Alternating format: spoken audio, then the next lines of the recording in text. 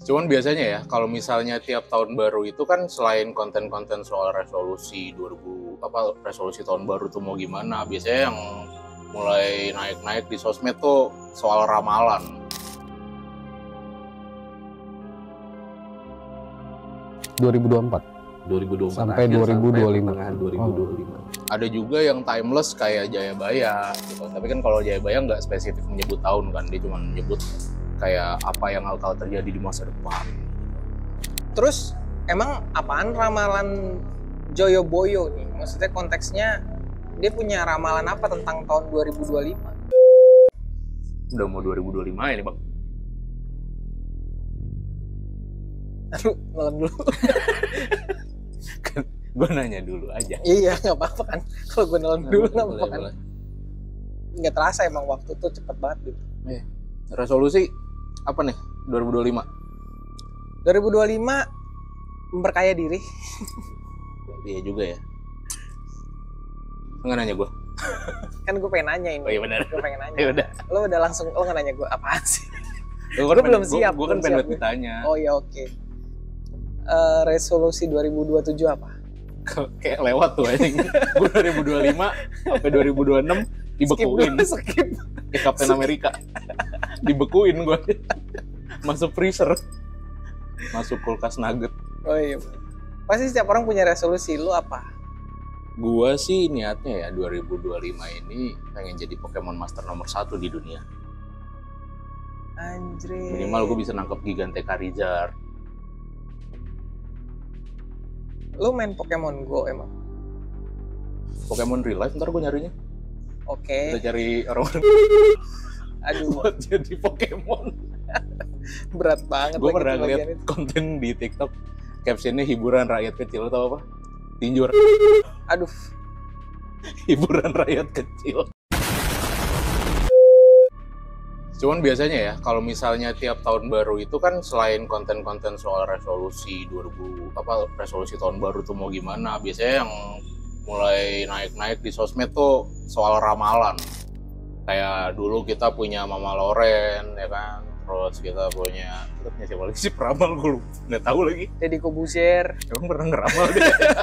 Lah, pernah ngeramal Gue Piala Dunia? taunya dia pernah ngelamar. Oh iya, 2 kali. Iya. 2 kali. Nah iya kan, konten-konten ramalan gitulah. Kayak kalau yang sekarang tuh yang terkenal banget si siapa Hart Gumai kan. Nah dia punya adik normal sama Easy. Oke. Iya karena dia hard. Hard. Iya, normal sama Easy. Normal sama Easy, terus level paling bawahnya lagi very easy, ada lagi yang di bawah. Aduh, kasian banget. Iya levelnya setara. Oh. Nah kalau yang sekarang kan emang yang lagi tenar kayaknya dia tuh kan, yang setiap tahun baru tuh pasti konten-konten dia soal ramalan laku tuh. 2024 2024 sampai 2025. pertengahan 2025. Ada juga yang timeless kayak Jayabaya gitu. Tapi kan kalau Jayabaya nggak spesifik menyebut tahun kan, dia cuma menyebut kayak apa yang bakal terjadi di masa depan. Gitu. Terus emang apaan ramalan Joyoboyo nih? Maksudnya konteksnya dia punya ramalan apa tentang tahun 2025? Sebelum gue masuk ke situ, kayaknya gue harus nerangin dulu Joyoboyo ini siapa ya. Jadi dari apa yang gue baca, Joyoboyo itu dia itu seorang raja dari kerajaan Kediri atau Panjalu atau kerajaan apa lah gue lupa gitu namanya. Dia tuh memerintah di tahun 1100-an lah gitu. Nah, menurut gue Joyoboyo ini adalah sosok yang visioner. Dia bisa membawa kerajaan Kediri ini pada puncak kejayaannya gitu kan. Dimulai dari dia nerapin swasembada pangan. Kayak yang lo tau kan kalau misalnya masalah perut itu udah beres, berarti kan kalau buat ngurus-ngurus masalah yang lain jadi lebih gampang dong gitu kan.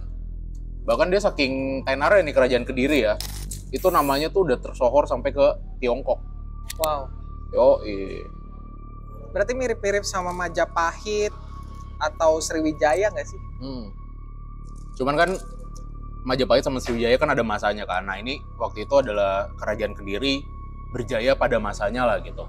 Kayak yang gue bilang tadi, si Joyoboyo atau Jayabaya ini orangnya visioner banget. Makanya dia tuh udah sampai nyiptain, dia mencetus, gue bingung kalau ramalan itu dicetuskan atau diciptakan apa diomongin. Tertuliskan. Oh ya, dia menuliskan sebuah ramalan yang banyak banget bahkan sampai ke zaman sekarang tuh ramalannya masih disangkut pautin gitu, masih relate.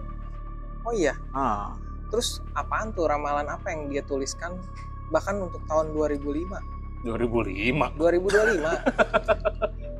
2005 udah lewat Udah ya. lewat. Tsunami. Itu 2004 lagi. 2004 lagi kan. Sebenarnya ramalannya banyak sih, cuman gue takut salah karena ini bahasa Jawa kan. Kayak yang lo tau kan gue orang Jepang. Aduh, Jadi gue kelihatan Jepang banget sih lu. agak nggak lancar bahasa Jawanya. Jepang banget. Mana ya? Kayak kemarin udah gue bookmark deh. Oh ini nih. Jadi ada yang ramalannya yang tertulis tuh bunyinya Sesuk yen wis ono kreta tanpa jaran, tanah Jawa kalungan wesi, perahu mlaku ing dhuwur awang-awang, kali ilang kedunge, pasar ilang kumandange, iku tandane yen tekane zaman Jayabaya wis cedhak. Amin. Enggak doa, Itu bukan doa. bukan ya? doa, Bukan doa. Gue Bukan pikir doa ya.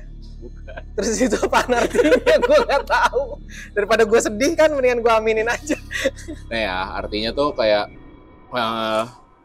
nanti kalau udah ada kereta tanpa kuda, tanah Jawa kalungan besi, terus udah ada perahu jalan di langit, sungai-sungai mengering, pasar kehilangan keramaiannya, itu tandanya zaman Jayabaya sudah dekat.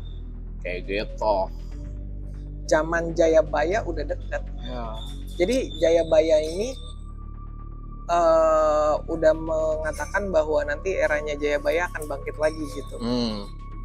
Mungkin yang dimaksud kayak zaman-zaman ke itunya kali, kemasannya jadi. Mungkin jadi rakyat pada senang, hidup makmur gitu kan. Mungkin. Nah, Gue masih bingung sih, maksudnya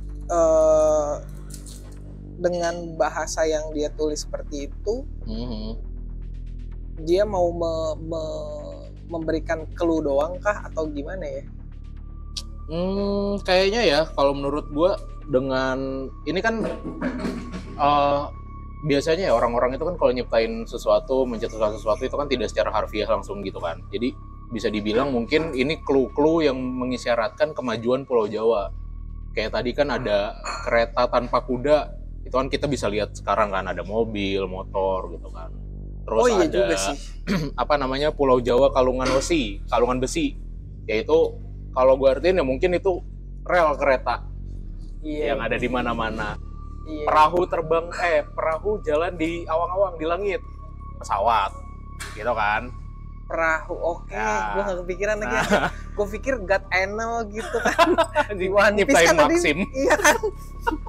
Oh iya juga ya, pesawat aja. Tapi gue lebih setuju kalau itu sih, ada Maxim, seru banget kayaknya. Iya bener. Dia nyari very first. God Enel lewat sini Iya. gitu kali ya.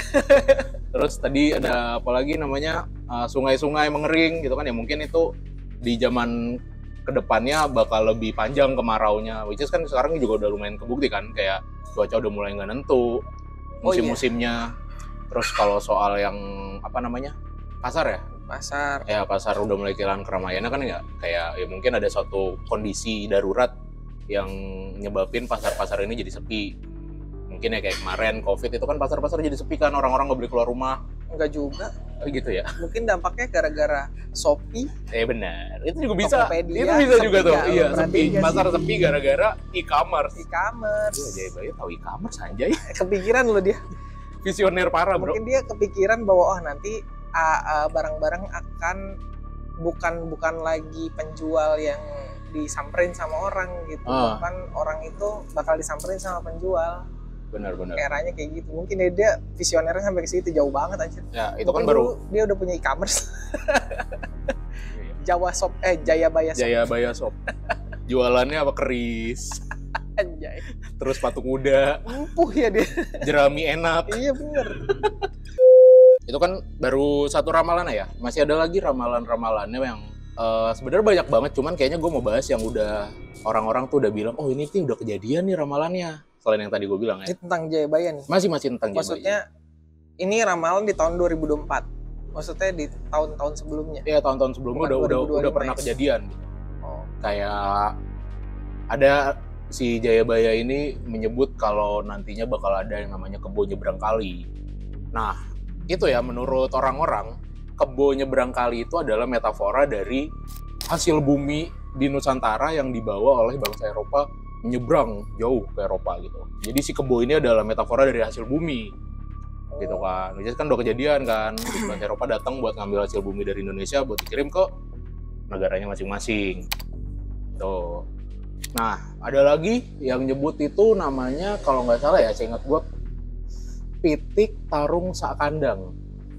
Jadi kalau diartiin ke bahasa Indonesia itu ayam yang di dalam kandang yang sama, dia ini berantem gitu. Mungkin ya, ini ada hubungannya sama orang-orang yang berantem di satu circle lingkungan yang sama. Which is kita pernah ada yang namanya gerakan G30 SPKI. Itu kan orang-orang di dunia politik yang bertarung di sana itu. Kayak gitu.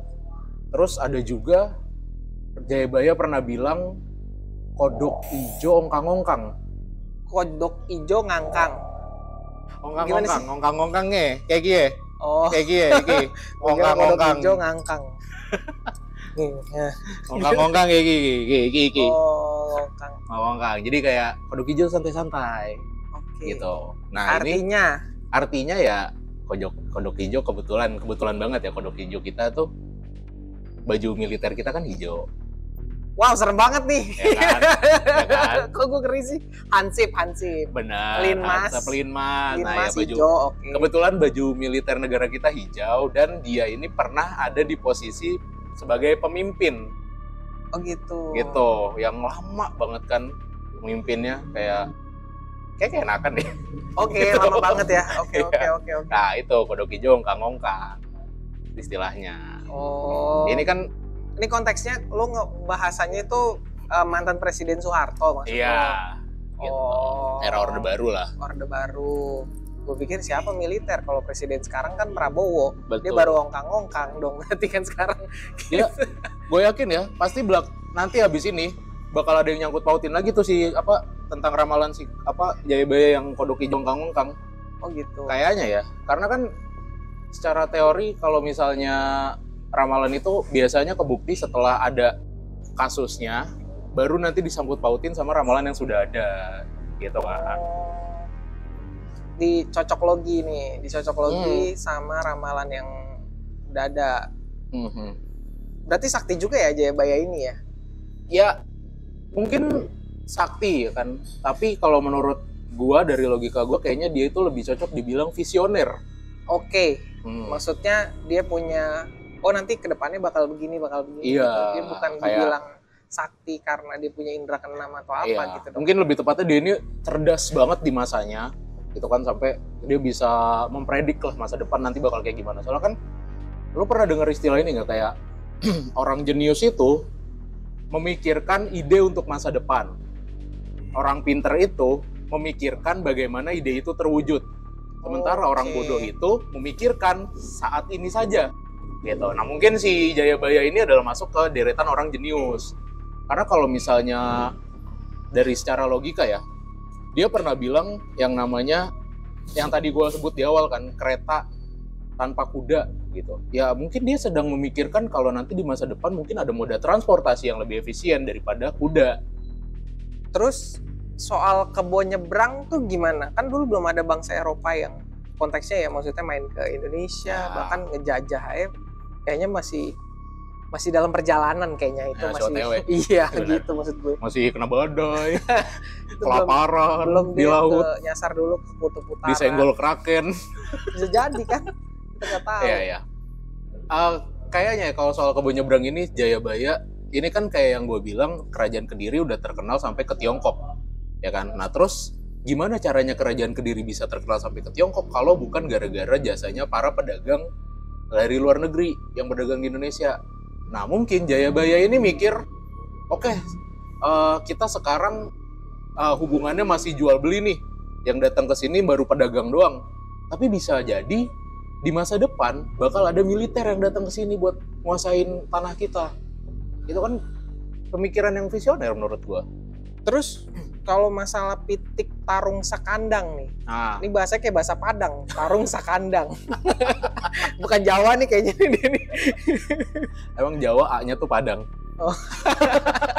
Iya. Cocokinnya dulu ya. Cocokinnya dulu. Nah ya kalau soal pitik tarung tak sekandang iki, kalah jadi iki. Kalau pitik tarung sak kandang, ini ya kayaknya di setiap masa pemerintahan itu nggak ada yang namanya konflik internal.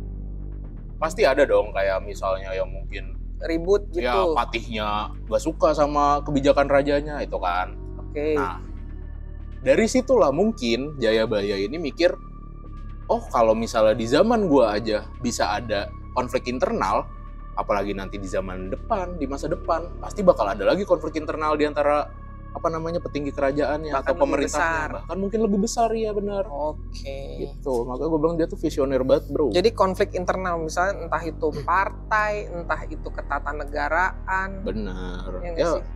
Ya kayak gitu gitulah.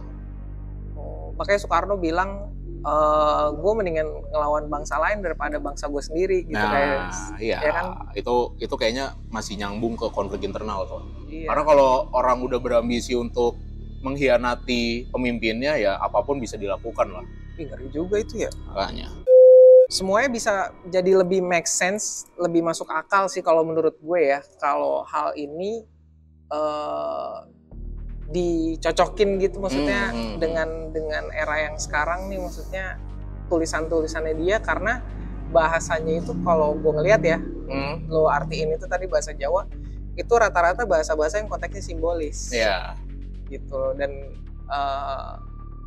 ya gue kagetnya adalah itu tadi yang dibilang perahu bisa terbang. Ya, itu keren banget sih, langit, maksud kan. gue gak kepikiran sih gue. Ya, siapa sih orang zaman itu yang mikir kayak gitu kan? Mungkin orang-orang zaman itu masih mikir gimana caranya nanganin hama wereng, ya kan? Terus gimana caranya ngerawat kuda supaya larinya bisa kenceng dan tahan lama larinya gitu.